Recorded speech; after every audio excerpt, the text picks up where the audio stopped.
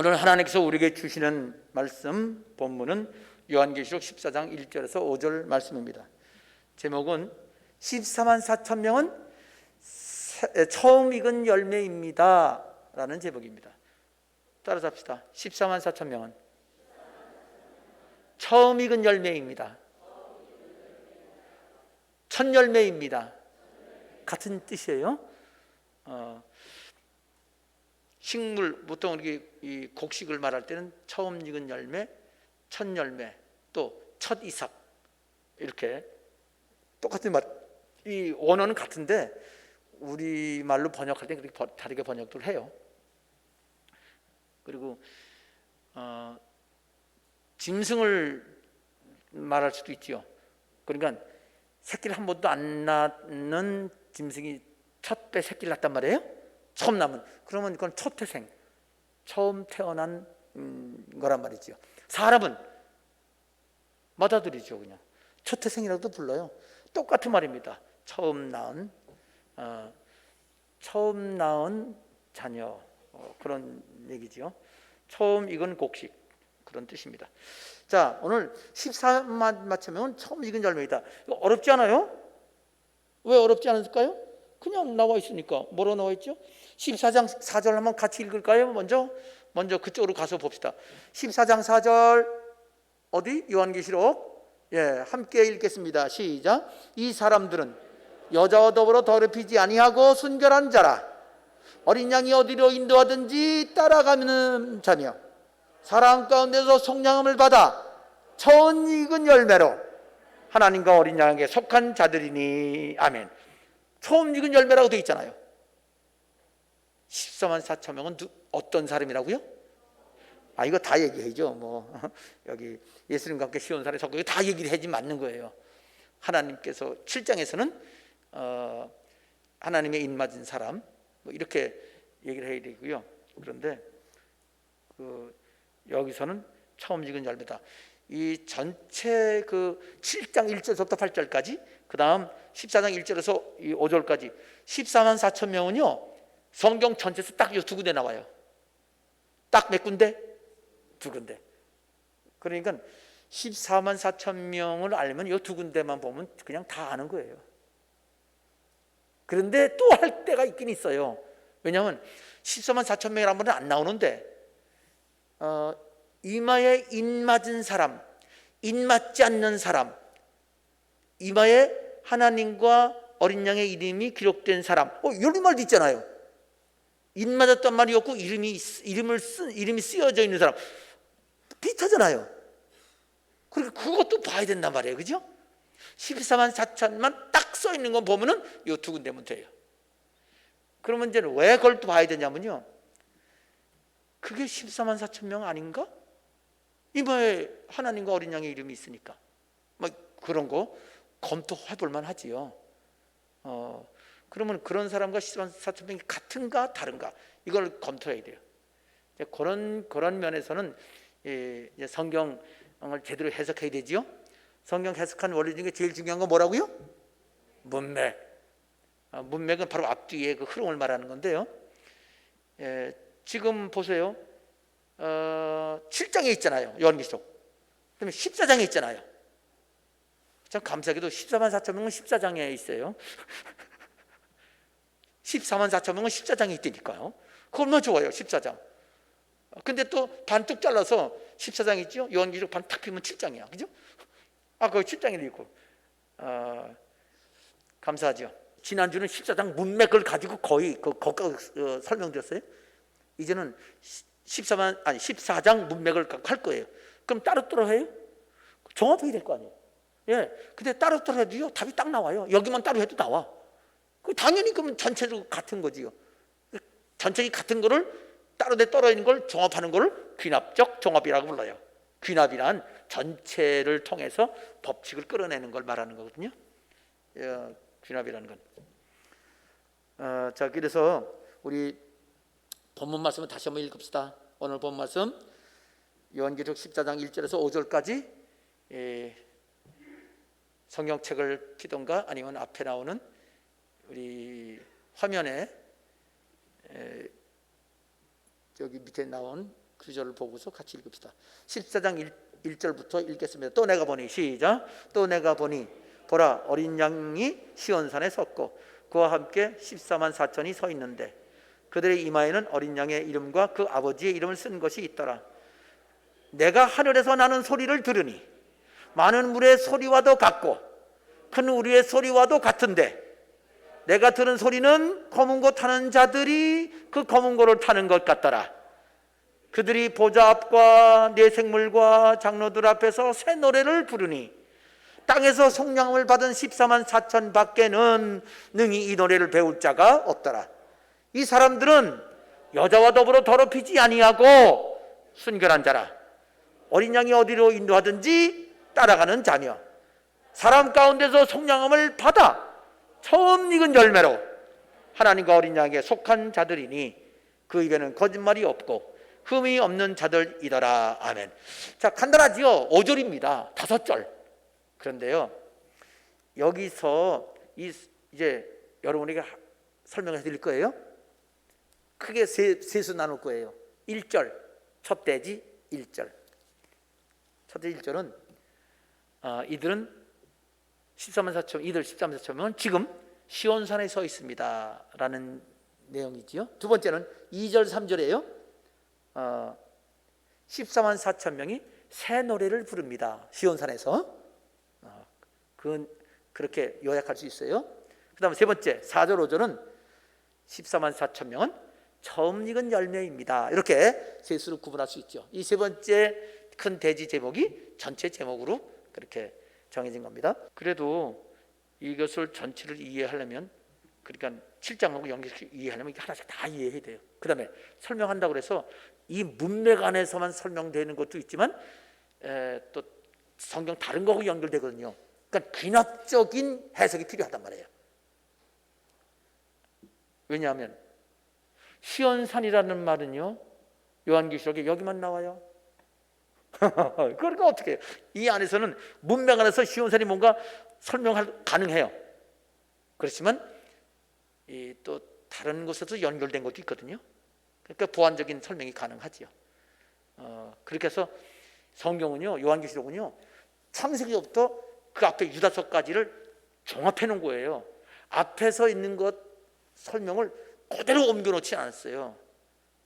필요한 거는 연결고리만 연결시켰어요. 그래서 전체가 그림 하나로 되게 그렇게 만들었단 말이에요. 그런 것까지 여러분에게 다 이게 연구하라고 하긴 쉽진 않아요. 그냥 여러분 그냥 문맥을 따라서 그 짤막한 단락단락만 그것만 이해해도요, 진짜 은혜스러워요. 거기에 주시는 답이 얼마나 많은지 모르고 거기에 복이 얼마나 많은지 몰라요. 그 외에 여러 가지 귀납적 그런 연결, 또 구조적인 그런 전체 모습들은 목사님이 전해줄 거니까, 그죠? 그래도 내가 다 할 거예요. 하세요. 하셔도 돼요. 하지 말라는 얘기가 아니고 틀리지만 마세요. 그러면 됩니다. 자, 이제 지금부터 이제 대지, 큰 구분에서 나눈 제목을 대지라고 그래요. 소제목이라고 해도 되지요. 보통 일반적으로 목사님들은 1대지, 2대지, 3대지, 그러니까 크게 셋으로 나눠서 설명한다 그 뜻입니다. 자, 이제 크게 나눠서 첫 번째 1절입니다. 1절은 이들은 시온산에 있습니다 하는 뜻이거든요. 근데 시온산에 있다 그러면 이게 상징적인 거예요. 시온산은. 왜냐하면 상징적이 아닌 경우라고 그러면 예루살렘 그 산을, 예루살렘에 있는 산을 시온산이라고 부르거든요. 그 우리가 그냥 실제로 시온산이에요. 그러면 14만 4천 명이 어린 양과 시온산에 있다 그러면 그게 문자적이려면 이 땅에 내려와셔야 됐거든요. 그러면 지상 강림한 다음에 시온산이 가야 되는 거예요. 그러면 14만 4천 예수님이 강림하실 때는 19장 이후거든요. 천년왕국 얘기예요. 그러면 이게 맞느냐? 그 내용이 맞느냐? 그러면 지금 이 문맥 안에서도 그게 맞질 않아요. 내용상으로. 그래서 보면 쉽게 어렵지 않아요? 왜 어렵지 않냐면 어렵지 않냐면요. 거기 그 두 번째 부분에서 그것부터 먼저 보고 갑시다. 두 번째 부분 보면은 3절 보면 한번 같이 읽어볼까요? 그러니 이렇게 이건 문맥 해석이에요. 바로 뒤에 나오니까 1절에 있는 것을 3절에서 해석을 할 수 있어요. 자, 3절 그들이 읽어봐요. 시작. 그들이 보좌 앞과 네 생물과 장로들 앞에서 새 노래를 부르니. 아멘. 자, 보좌 앞과 네 생물과 장로들이라는 말이 나와요. 이건 어디예요? 보좌 앞에서, 하나님 앞에서 네 생물도 있고. 이건 어디냐? 이거 신경 안 쓰면요, 이거 그냥 그만큼 놓치는 거예요, 의미를. 그런데 이게 어디 나오냐면요, 4장에 나와요. 4장에 아주 명확히 나와요. 근데 그게 그 4장에서 그거 왜 나오냐면, 사도 요한이 7교회 편지 보내라고 예수님 주신 말씀 받아 적은 다음에 하늘을 보니까 하늘 문이 열리고 예수님이 올라오라고 그래요. 앞으로 될 일을 보여주겠다고. 그러고 보니까 벌써 올라온 거예요. 계시 중에 하늘나라로 와서 하나님 보좌가 있고요, 보좌 주위에 네 생물이 있고 높은 지위의 천사예요. 특별 천사, 하나님의 가장 가까이서 그 시위하는, 보조하는 네 천사가 있고, 또 그 옆에 둘러서 24장로 보좌와 장로들이 앉아 있어요. 그 4장 모습이에요. 그 하나님 보좌에서는 번개와 우리와 이렇게 소리가 나오고, 그리고 7등 불편이 있고, 그 보좌 앞에 바다가 있고. 바다가 뭐예요? 바닷물 바다. 근데 하나님 앞에 바다가 있대. 근데 그게, 그 바다는요, 구약성에 솔로몬 성전에도 있어요. 성전 안에 바다가 있어. 그 어떻게 성전 안에 바다가 들어가? 큰 물통을 바다라고 불러요. 물두멍은 작은 통이고요, 물두멍. 그러니까 두멍이란 말은, 통이라는 말에 원래 우리 말이에요. 두멍, 통. 근데 큰 통을 그 성경에서는 바다라고 불렀어요. 저기 태평양 바다하고 똑같은 바다라고 이름을 붙였어요. 자, 이렇게 그 내용이 그러고 있으니까 똑같이 보면, 결국 그게 사도 요한이 하늘나라 올라가서 본 거네요. 근데 사도 요한이 죽어서 간 거 아니에요. 또 육체까지 올라간 거 아니에요. 영적으로 본 거예요. 영적으로 올라간 거예요. 이거는 신비한 체험이기 때문에 이 계시 체험은 우리가 뭐라고 말할 수 없습니다. 근데 많은 책들에 환상을 봤다고 그래요. 환상은 환자 난 진짜 싫어해. 환이란 헛거란 뜻이거든요. 환각. 이렇게 그런 건 그냥 하나님이 계시를 보여준 계시 속에서 올라가서 보는 겁니다. 그럼 그게 진짜냐?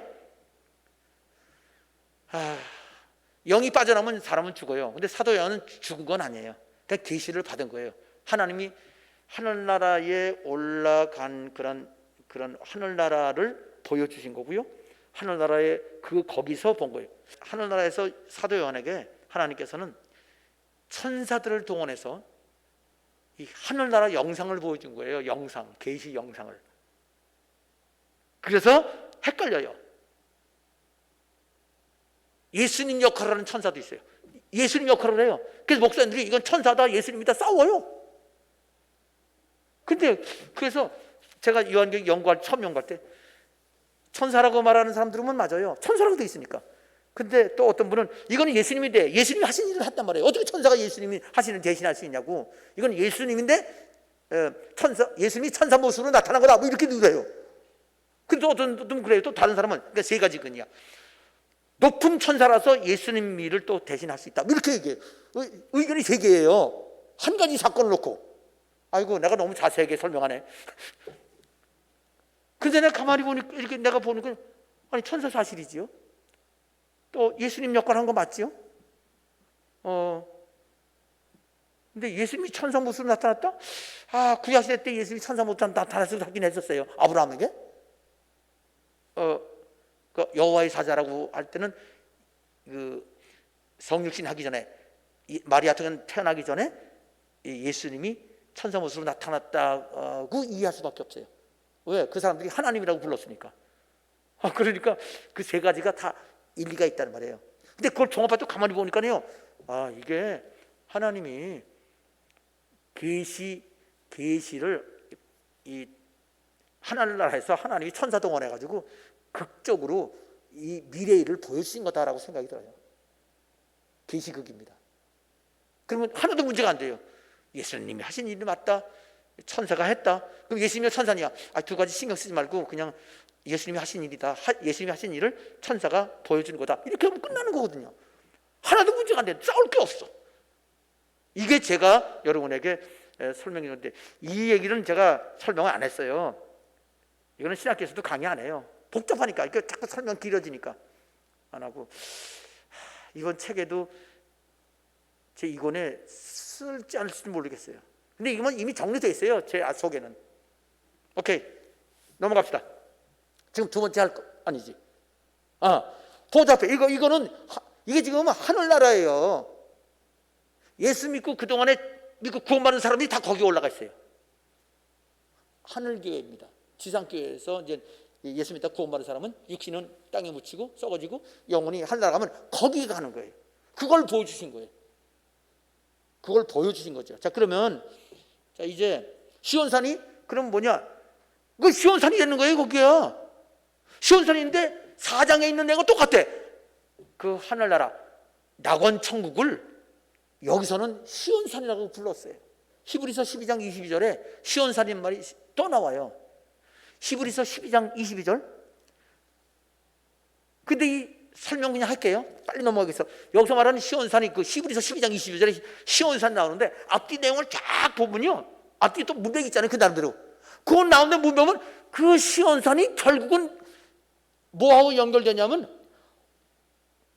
그러니까 히브리서 기록한 사도 있잖아요. 그러니까 히브리서 사도라고 그럽시다. 그냥 별칭을.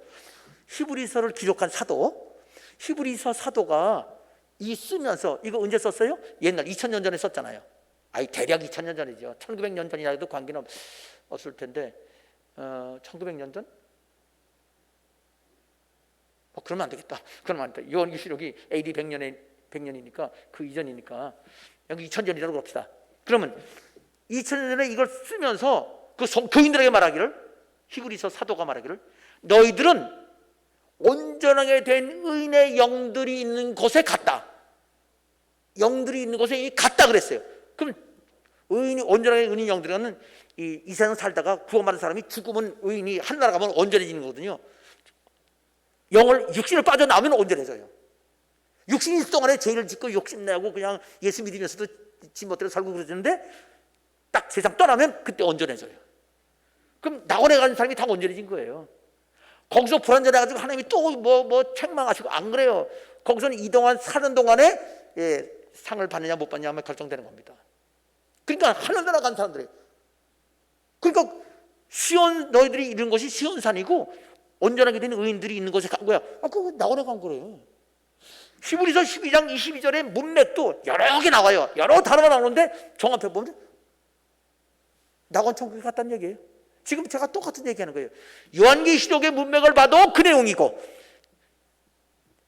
요한계시록 말고 히브리서, 그러니까 문맥을 봐도 그런 내용이고, 귀납적으로 봐도 똑같은 결론이 난다. 그러니까 확신하는 거죠. 확실히 이거는 사람이 영혼이 가는, 구원받은 사람 영혼이 가는 곳이다. 시온산은 그런 곳이다. 어린 양과 함께 있다. 뭐예요 그러면 이게? 14년쯤에 지금 어디가 있다고요? 그냥 사실적으로 말하면 낙원 천국. 그러면 어떻게 됐다는 거예요? 그게 죽었다는 거예요. 이게 이 말은요 결국 죽었다는 얘기예요. 이 사람은 14년쯤이 아니 그 믿음 좋은 사람이잖아요. 그렇지요. 그렇게 해서 죽은 사람을 순교했다고 그래요. 14만 4천 명이 다 순교당한 거예요. 그 얘기하는 거예요. 오케이, 이해되지요? 넘어갑시다. 자, 여기에 그들의 이마에 이제 시온산 말고 그다음에 이제 이마가 나와요. 이마에 어린 양의 이름과 아버지 이름이 써 있대요. 7장에 보면 도장을 맡았다고 그랬는데 도장이에요, 그건. 그리고 여기 이름이 써 있대. 여기서 아는 거는 우리가 생각하는 도장이라는 것이 문자적 의미가 아니란 말이에요. 이름이 써 있다. 그럼 이름 쓴 것도 실제로 사다 파나? 그것도 아니잖아요. 이거는 뭐냐면 이마에 써 있다는 거는요, 결국 이게 실제로 천국 간 사람은 다 이마에다가 뭘 쓴 건 아니잖아요. 우리가 사람들은. 그러니까 여기는 하늘나라 가 있는 사람이지만 14만 4천 명은 땅에서 있죠. 땅에서 입 맞은 사람이나 하늘나라에 하나님의 이름이 써 있단 말이나 같은 내용을 다르게 표현한 거예요. 그러니까 결국 여기 이름이 쓰인다는 건 뭐냐면, 자, 도장 이미 지난주 말씀드렸습니다. 도장에는 도장 그런 이름을 쓴다, 도장을 찍는다, 그게 같은 뜻인데 인봉한다는 말도 되잖아요. 그러면 그게 어떤 의미가 있는지 여러분에게 말씀드렸습니다. 여기 신분, 자기 신분, 그 왕이면 왕의 신분이 나타나는 거, 왕의 어인이죠. 신분과 그다음 그 권위, 신분에 따른 권위가 있잖아요. 그걸 나타내는 거고, 아니면 이 소속과 소유, 그런 의미도 있고, 그 여기 도장과 이름이라는 그 이마의 뜻은, 그 다음에는 어떤 확증, 어떤 글을 쓰고 이건 내가 썼다 사인할 때 그 이름 사인하잖아요. 확증. 그 다음에 그건 내가 보증한다, 보증 쓸 때 사인도 하죠. 그리고 그다음에 이건 꼭 보지 못하게 꽉 봉한다, 도장 찍는다고 그래요. 이건 도장 찍은 거야, 이거 보지 마, 이런 말도 돼요. 그렇게 써요. 그러니까 문맥 따라서 이건 도장 찍었어, 그 말은 이거 보면 안 돼, 그런 말도 돼요. 또 이거는 내용 바꾸면 안 돼. 문맥 따라 달라져요. 그게 똑같은 도장 찍었다 이 한 말에. 그러면 이런 문맥을 정형을 다 찾아오면 이마가 관계된 하나님 이름과 관계된 그런 내용을 찾아보면 구약에 엄청 많이 나와요. 그중에 제일 대표적인 게 대제사장, 여기 두 권을 써요. 머리 모자를 쓰는데 거기에 금패를 달아요. 금으로 된 이 패를 다는데 거기에 여호와께 성결, 하나님의 이름을 불러가면서 그분에게 성결해야 된다는 걸 패를 달아.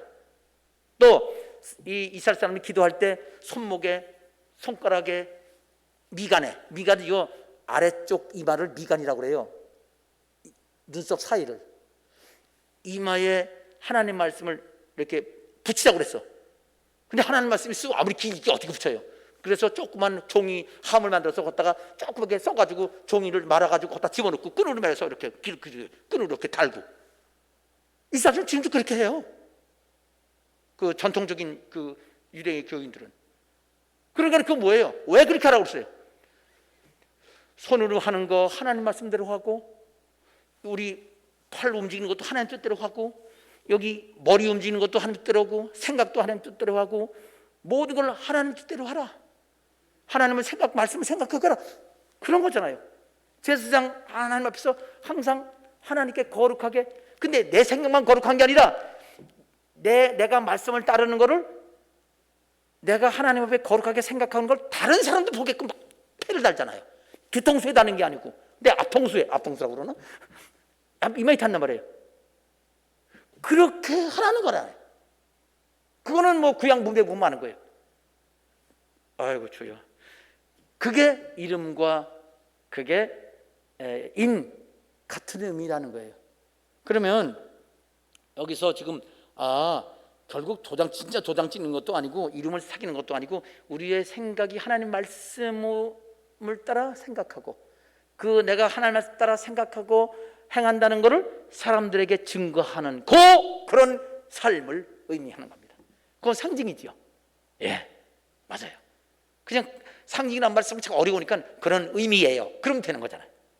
자, 그렇게 해서 14만 4천 명은 하나님 말씀 중심으로 하나님의 이름의 영광을 위해서 사는 사람이로구나. 하나님 위해서 살고 하나님 말씀대로 살고 그대로 생각하고 그 증거하고 사람들에게 전하고 나타내고 그렇게 사는 사람이로구나 라는 것을 그 입맞은 거하고 어린 양의 이름, 하나님의 이름이 그 이마에 써 있다는 걸 통해서 알 수가 있는 겁니다.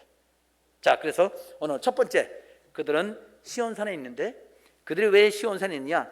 그들은 어린 양의 이름과 하나님의 이름이 그 이마에 있기 때문에 그들은 시온산에 갈 수 있는 겁니다. 여러분, 예수님이 그랬습니다. 사람들 앞에서 나를 시인하면 나도 하나님 앞에서 그를 시인할 것이요. 이게 뭐예요? 하나님 앞에 나는 예수 믿는 사람입니다 이렇게 보여야 돼, 이마에다가. 내 안에다가 명찰 달고 감추고 서는 게 아니라 그냥 이마에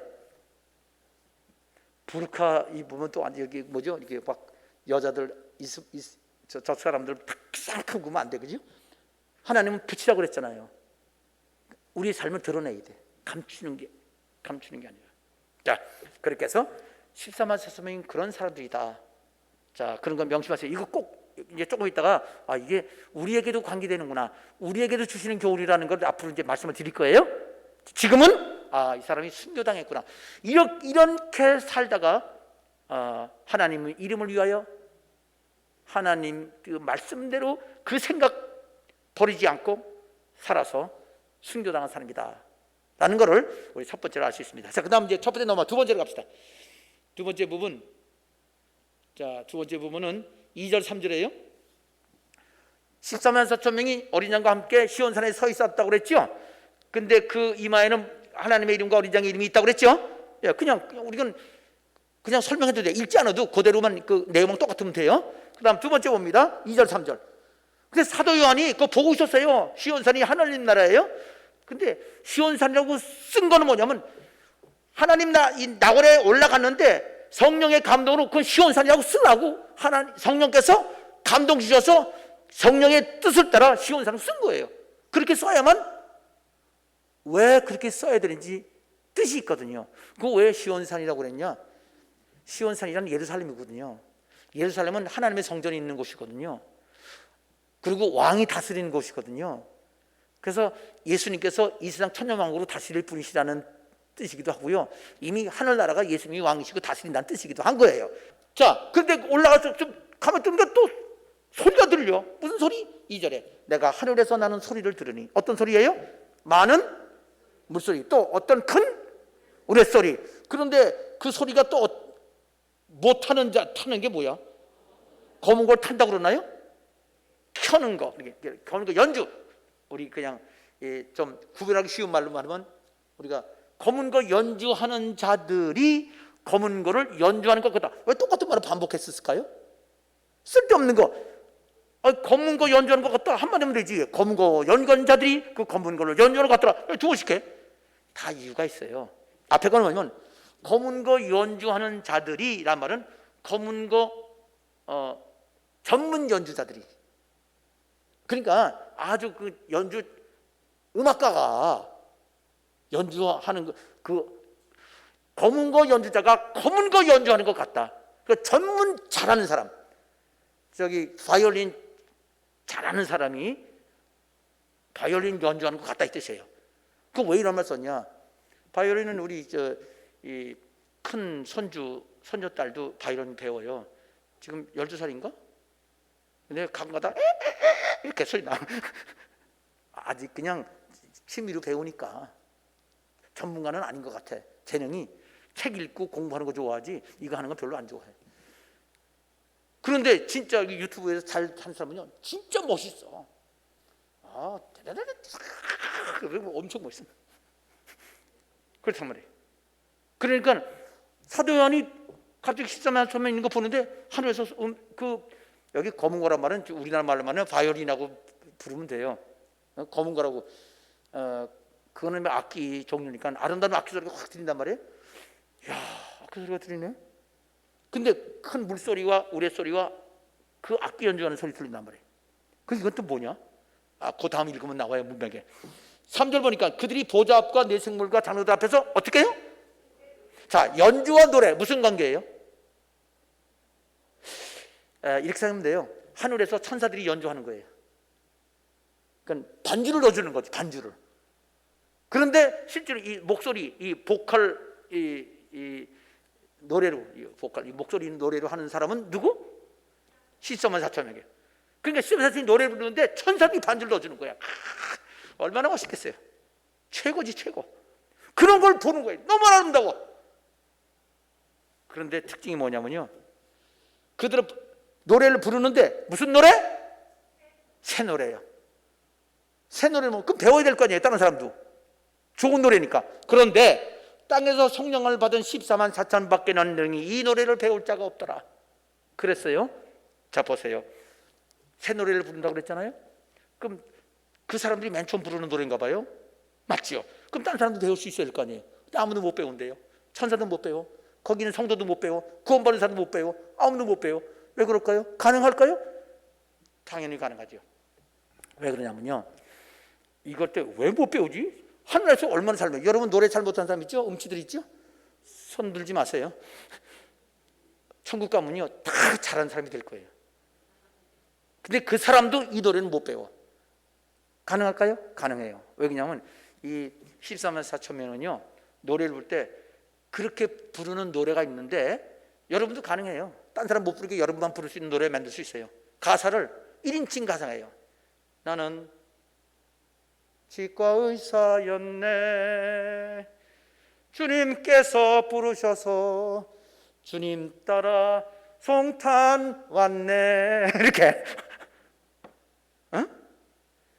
나는 이름을 바꿨어요. 이름을 요셉으로. 이렇게 불렀어요. 그럼 이걸 여러분 들을 수 있어요? 여러분 요셉이 아니잖아. 치과 의사였다가 목사님 될 거 아니잖아요. 그러니까 못 부르는 거예요. 이 사람이 1인칭 노래 부르는 거예요. 그런데 이 사람들이 얼마나 수배당한 거잖아요. 얼마나 고난 가운데 당했어요. 근데 그걸 찬양하는 거야. 나 고난, 주님을 위해서 고난 당하는 게 나는 찬양. 아무도 고난 당하는 게 없기 때문에 나도 그런 고난 당했어요. 이런 노래 못 불러. 아무도 못 부르는 거예요. 진짜 주님 위해 사는 사람이기 때문에, 고난 당하기 때문에 다른 사람은 못 부른다 이 말입니다. 그거 부러워할 필요 없어요. 아니, 그거 시기 질투할 필요 없어요. 왜? 진짜 찬양해야 될 만해. 진짜 수고하셨습니다. 근데 그 노래를 여기서 보면요, 이거는 장로들이 있잖아요. 장로들은 구약의 이스라엘 12지파, 신약의 12제자를 합쳐서 24장로예요. 구약과 신약의 구원받은 사람 모두예요. 24장로는 모두예요. 그런데 모든 사람이 있는데 14만 4천만 부를 수 있다? 그러면 이거는 14만 4천명은 전체 구원받은 사람이 아니에요. 14만 4천 명이 24장로가 아니에요. 그렇죠? 당연하지. 어떻게 24장로가 돼요? 24장로는 따로 있는데 14만 4천 명 7장이에요? 24장로는요 4장에 나와요. 이미 하늘나라에서 그거는 상징적으로 보여주는 거죠. 모든 교회, 구약교회, 신약교회를 대표하는 거예요. 근데 아무도 배울 수가 없단 말이에요. 이들만 배워요.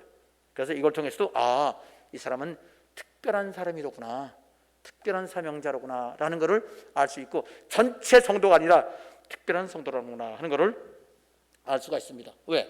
여기 내생물과 장로들도 이 선율을 듣는데, 이 사람이 부르는 걸 듣는데 배울 수는 없다라고 했기 때문입니다. 자, 그래서 많은 물소리와 큰 우레소리, 이거는 많은 물소리는요 예수님의 음성, 예수님 1장에 보면요 많은 예수님 음성이 이 큰 물소리라고 그랬어요. 예수님 말하는 거예요. 1장 관계 있으면 찾아보세요. 큰 우레소리, 하나님의 그 보좌에서 큰 우레소리가 나와요. 이거 하나님이 함께 하나님의 보좌가 함께 이렇게 찬양을 맞춰주는 거예요. 그렇죠? 많은 물소리가 그러니까 주님께서도 같이 찬양을 불러주시는 것 같아요. 주님 부를 수 있지요. 주님 그런 거는 다 했으니까. 하나님 하실 수 있지요. 하나님은 모든 것에 주님이시니까 연주를 해줄 수 있잖아요. 그렇죠? 같이 연주해 주는 거예요. 이런 부릅니다. 그래서 이들은 그들만이 부르는 새 노래를 부른다. 이것은 그만큼 순교하고 헌신한 사람들이다라는 내용이 되는 겁니다. 13의 사람의 특징입니다. 자, 나머지 특징 세 번째로 가겠습니다. 세 번째 4절 5절. 자, 이거는 이제 이들의 신앙, 이 세상 사는 동안의 신앙입니다. 1절은 지금 하늘나라에 가 있다가 순교당했다는 거고, 2절 3절은 하늘나라에서 찬양하고 있다는 뜻이고요. 하늘나라에 가서 찬양하고, 근데 그 사람들 땅에서는 이랬다. 땅에서 어땠냐? 그 사람들은 여자와 더불어 더럽히지 않다. 이걸 오해하지 마세요. 어떤 사람들은 그래서 여자 가까이 하면 된다고 저 부부 생활도 안 하고 각방 쓰는 거 아니에요. 그렇게 하면 안 돼요. 여기서 여자는 이 요한계시록에 여자가 몇 사람 나오냐면 세 종류가 나와요. 세 종류. 하나는 두아디라 교회 이세벨, 여자 이세벨 이렇게 나와요. 또 하나는 12장에 있는 12 면류관을 쓴 여자 이렇게 나와요. 여자가 나오고, 그 다음에 또 여자는 17장에서 보면은 그 17장 3절에 내가 보니 그 여자가는 10장 1절에 큰 음녀라고 나와요. 큰 음녀, 또 여자, 그런데 그 다음 절에 바벨론 이렇게 나와요. 바벨론을 그 여자라고 불러요. 근데 그것도 상징이야. 실제로 가면은 19장 21절에 보면 그 여자가 어떤 여자인지 19장 20절에 나와 있어요. 거짓 선지자. 그러니까 종교적 적그리스도예요. 그걸 여자로 불러요. 그러니까 크게 세 종류예요. 한 사람은 12별 여자는 이 마귀하고 친했다가 이제 하나님께 돌아온 여자고요. 나머지 둘은 이세벨은 그 두아디라 교회의 거짓 선지자고, 마지막 종말 때의 그 여자, 여기 종말 때 여자는 둘이에요. 12별 여자하고 여기 바벨론 음녀 거짓 선지자. 이거는 종말 때 이야기이기 때문에 적그리스도 이 거짓 선지자한테 절대로 거짓 선지자 따르지 않는다, 그 얘기인 거예요. 그냥 여자가 아니고 이건 이 거짓 선지자, 이단에 안 따라간다, 그 말입니다. 그래서 여자와 더불어 더럽히지 아니하고 순결한 자다, 이 말은 말씀 그대로, 절대로 순결하면 말씀 그대로를 말하는 거예요. 자로 나오지 않고 절대로 말씀에서 벗어나는 것은 절대로 안 따라간다. 그러니까 여러분도 말씀에서 자로 나오거나 치우치지 않길 바랍니다.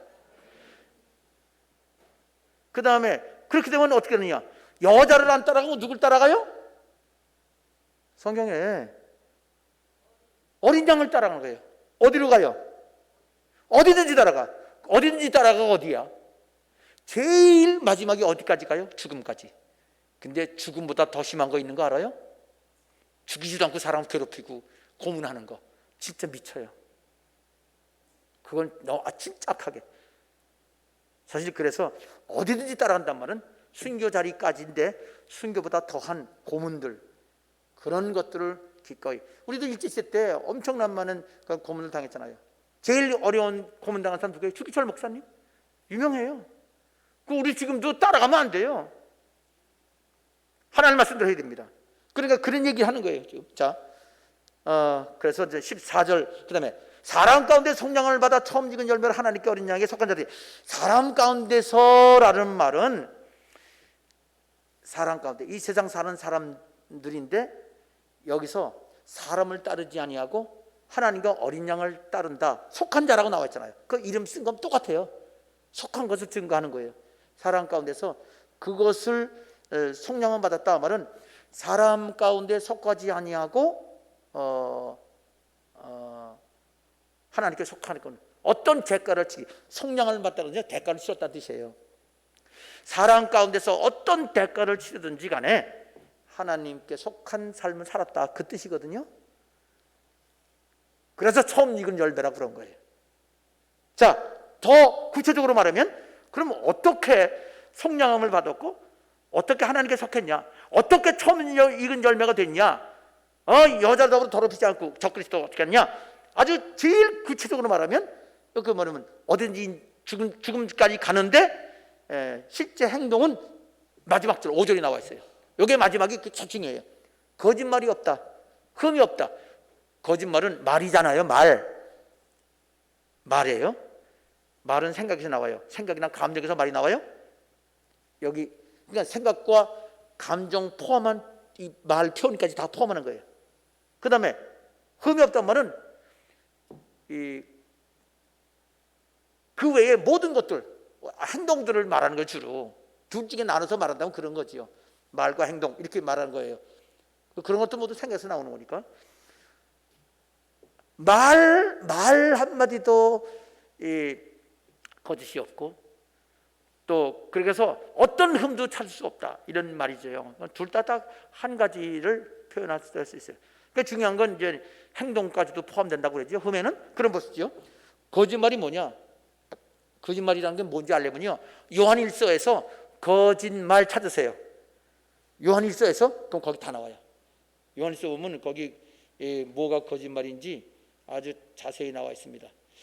그러니까 그거는 설명을 안 하겠어요. 거짓말이 뭔지 요한일서에 보면은 하나, 둘, 셋, 네 가지 그 거짓말이 나와요. 거짓말 찾아보세요. 제일 중요한 거는 예수 그리스도를 믿지 않는 사람은 거짓말쟁이다. 거짓말하는 사람이다. 하나님을 거짓말하는 자로 만들고 자기도 거짓말하는 거다. 이렇게 되어 있어요. 그건 이제 그러니까 절대로 말도 예수를 부인하는 말을 하지 않는 사람이다. 그 말이에요. 어떤 일이 있어도 성경에서 말씀하신 예수님 위에 벗어나지 않는다. 명심하시기 바랍니다. 자, 이게 14만 4천의 특징입니다. 자, 그럼 이제 됐습니다. 이제 하나 남았어요. 뭐 남았죠? 첫 열매. 첫 열매는 뭐냐면요. 구약에 많이 나와요. 추수할 때 맨 처음. 자, 곡식 가을에요. 벼는요 이렇게 고개를 숙이죠. 맨 처음부터 막 추수 다 안 해요. 처음에는 제일 많이 익은 거, 제일 잘 익은 거만 뽑아. 나중에 뭐로 쓰려고? 씨앗으로 쓰려고. 요즘엔 사서 쓰지만 옛날에는 다 뽑아서 썼어요. 그게 첫 열매예요. 그런데 우리는 그하고 씨를 삼았지만 하나님은 이스라엘 백성들에게는 그건 하나님께 드려라 그랬어요. 제일 좋은 거 하나님께 드려. 그러면 나쁜 거 심으라고? 하나님 믿으란 얘기예요. 제일 좋은 걸 드리면 덜 좋은 거 내가 사용해도 훨씬 더 좋게 해줄 수 있다 뜻입니다. 이걸 믿어야지. 근데 그렇게 안 하잖아요. 사람들이. 제일 좋은 건 하나님께 드려야 돼. 그리고 나는 그 다음 거 내가 쓰겠습니다. 그게 처음 열매인데, 자, 처음 열매는 그렇게 처음 열매 설명을 간단하게 할게요. 그거는 제일 좋은 열매예요. 사실 제일 처음 익어야 좋지요. 늦게 이렇게 깎아 읽으면 얼마나 힘들어요. 빨리 읽는 게 좋지. 먼저 읽은 거예요? 먼저. 그러니까 우리가 신앙생활 해도 먼저 해야 돼. 예배도 먼저 와서 앉아 있어야 돼. 대답도 안 하네. 자, 그 다음에 첫 번째. 두 번째는 가장 충실한 열매예요. 가장 좋은 열매. 그 다음에 하나 더. 그 첫 열매는 그 다음 계속해서 추수할 시기로 이어진다는 뜻이야. 그 다음 계속 추수로 이어진 거예요. 첫 열매 그거 쓰면 그 다음 날 하루 이틀 되면 또 다른 거 열려고 조금 지나면 그 다음에 쫙 다 추수할 수 있어요. 사람이 한꺼번에 추수할 수 없잖아요. 다 차근차근 할 테니까 그러면서 쫙 익어가는 겁니다. 햇빛을 많이 받는데 더 많이 익었겠죠?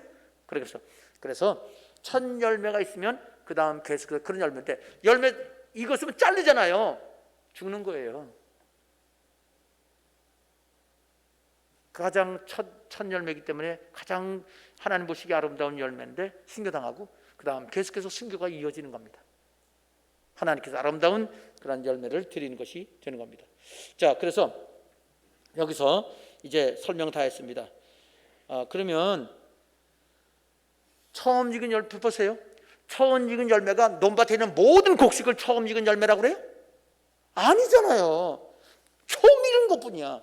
제일 좋은 거야. 나머지 많아요. 그러니까 14만 4천 명은 그리스도인 전체라고 하면 안 되는 거예요. 이게 벌써 7장에서 제가 설명 다 했잖아요. 여기서 또 보완적으로 했잖아요. 14만 4천 명은 이스라엘 각 지파 중에 12,000명씩 해서 14만 4천 명입니다. 아멘입니다. 여러분 모든 그리스도인이라고 하면 돼요. 그럼 우리는 어디 들어가요? 우리도 진짜 진리에서 살면 첫 이삭 그렇게 하나님께 쓰임받은 사람처럼 우리도 그때 똑같이 하나님의 성령 충만 주셔서 이방인들 중에서도 14만 4천 명과 같은 수준에서 복음을 전하는데 우리는 14만 4천 명인지 더 많을지는 몰라요. 하나님이 알아서 하실 테니만 이스라엘 사람은 14만 4천 명을 뽑아서 전 세계에 복음 전하는 자로 쓰실 겁니다. 그때 함께 그들과 함께 우리도 복음 전하는 자가 됩시다. 그게 우리에게 주신 교훈입니다. 여기 이게 실현 사점을 잘못 들으면요, 그냥 이스라엘 사람들이지 이렇게 생각할 수 있는데요. 결국은 지금 이 말씀 마지막 4절 5절은요 우리에게 주신 말씀이에요. 왜 그런지 줄 아세요? 여러분 보세요. 이스라엘 이 14만 4천 명은 누굴 따라가는 사람이에요? 어디 갔지? 어린 양을 따라가요. 어디든지. 누구에 속했어요? 하나님과 어린 양에 속했어요. 흠이 없어요. 하나님의 기준을 봐서. 그러니까 예수님을 본받는 사람입니다. 묻겠습니다. 우리 그리스도인들은 누구를 본받아야 돼요? 예수님 본받아요. 그러면 보세요.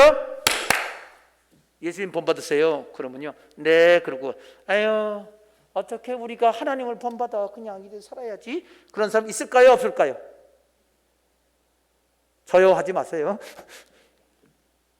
그런 사람에게 하나님 말씀하십니다. 그러면 14만 4천처럼 해. 그들은 나를 본받은 사람이거든. 내가 점수 100점 줬어. 그러니까 너희들, 그 사람은 따로 살 수 있잖아. 그 사람 사람이잖아. 그냥 그렇게 따라서 해. 그게 지금 우리에게 주시는 교훈인 걸 아시기를 바랍니다. 그런 사람에게 하나님께서 함께 하시고, 하나님께서 기도마다 하나님 뜻이 뭔지 알려주시고, 응답받고 승리하게 하시고, 전도일마다 거두게 하시고 영광 받으실 겁니다. 함께 하십니다. 기도하겠습니다. 아버지 하나님, 오늘 14만 4천 명에 대해서 또 요한계시록 14장으로 하나님 말씀을 전할 수 있게 하셔서 감사합니다. 은혜스러운 아버지 하나님, 14만 4천 명 여기서 하나님께서는 이들이 하늘나라에 올라가서 다른 사람이 부를 수 없는 노래를, 새 노래를 부른다고 했습니다. 이들이 진실로 하나님, 이렇게 이들을 다른 성도들이 부를 수 없는 그러한 신앙생활과 희생과 헌신을 한 사람이었고, 또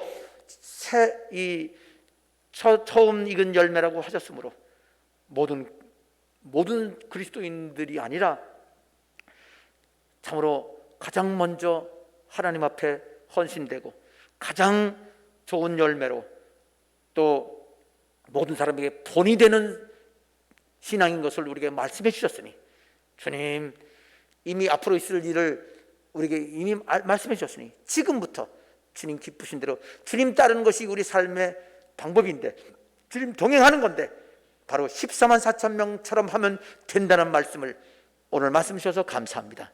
그러니 주님, 우리가 14만 4천 속에, 그 숫자 속에 들어가지 않지만 14만 4천처럼 살아서 주님께 헌신하고 함께 같은 상급을 받을 수 있는 저희들 되기를 원합니다. 예수님의 이름으로 기도합니다. 아멘.